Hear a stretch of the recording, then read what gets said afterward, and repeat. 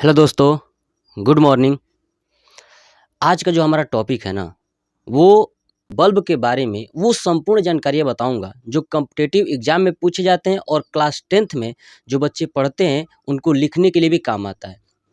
तो चलिए सबसे पहले जानते हैं कि बल्ब का आविष्कार अमेरिका के एक वैज्ञानिक थे, यानी थॉमस एल्वा एडिसन। इन्होंने बल्ब का आविष्कार 1880 ईस्वी में किया था, जो कि बल्ब को बनाने के लिए इन्होंने लगभग हज़ारों बार प्रयोग किए और हज़ारों बार प्रयोग करने के बाद असफल रहे और अंतिम समय में 27 जनवरी 1880 ईस्वी को इन्होंने बल्ब बनाकर पूर्ण रूप से तैयार कर दिया। और आज जो है कि हमारे घर या दुनिया के सभी घरों में आज जो बल्ब आप देख रहे हैं, ये थॉमस एल्वा एडिसन की वजह से ये बल्ब जो है कि पूरे विश्व में प्रकाशित किया हुआ है। देखिए जो बल्ब होता है ना, बल्ब के ऊपर देखेंगे आपको को जो 100 वाट का बल्ब दिखता है, तो 100 वाट का जो बल्ब होता है वो काँच बनी होती है, जो ऊपर की काँच, वो काँच जो होती है वो फ्लिंट काँच होती है। वो कौन-सी काँच होती है?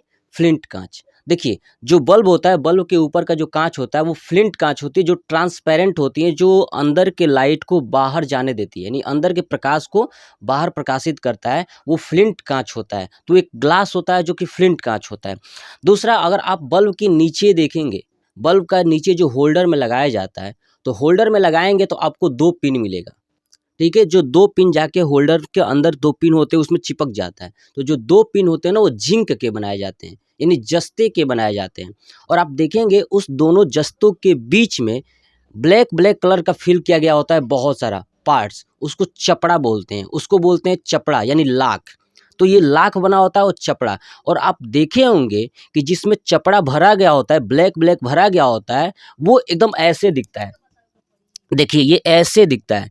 तो ये जो बना होता है ना, ये बेस होता है और ये इसको बोलते हैं बेस, और ये बना होता है एल्यूमीनियम का। ये किसका बना होता है? तो एल्यूमीनियम का। अब जैसे ही आप देखेंगे तो बल्ब में जो है कि ये तो मैंने बता दिया, आपका बाहर का कांच होता है जो किसका बना होता है?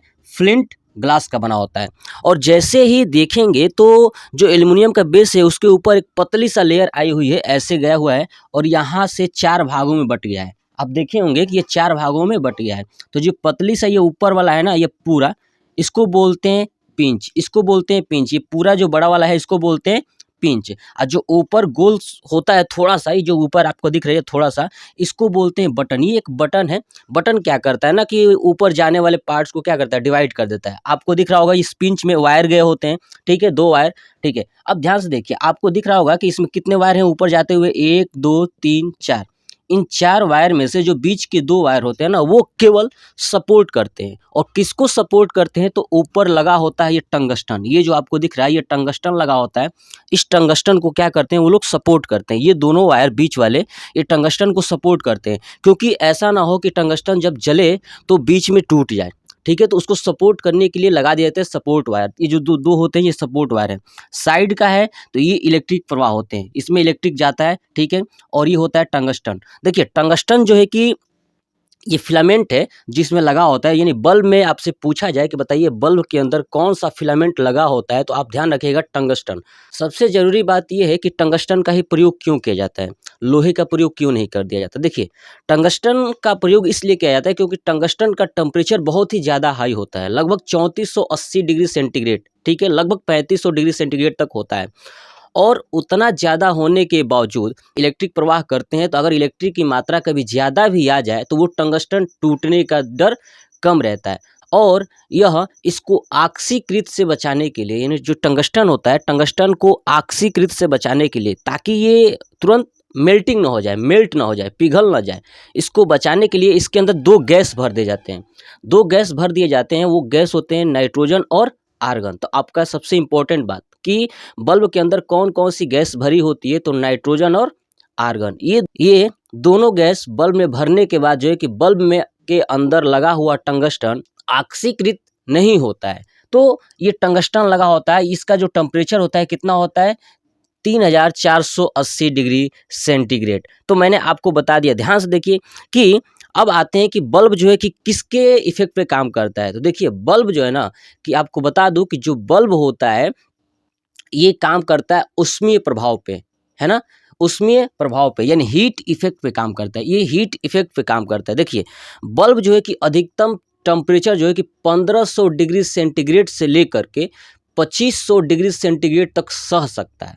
मतलब इतनी क्षमता है कि इतना टेम्परेचर अगर आएगा उसके पास तो ये सह सकता है, यानी 1500 से लेके 2500। लेकिन मोस्टली जो है कि 2100 डिग्री सेंटीग्रेड पे जाते जाते ही बल्ब फ्यूज हो जाता है।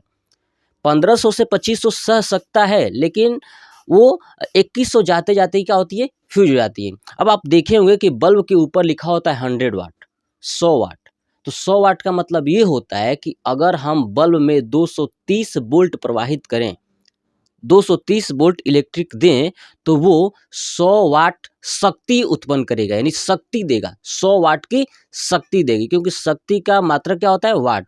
230 वोल्ट जब देते हैं तो 100 वाट की क्या जनरेट करता है, वो शक्ति जनरेट करता है। तो आप बने रहिएगा हमारे वीडियो के साथ। जय हिंद, जय भारत, वंदे मातरम।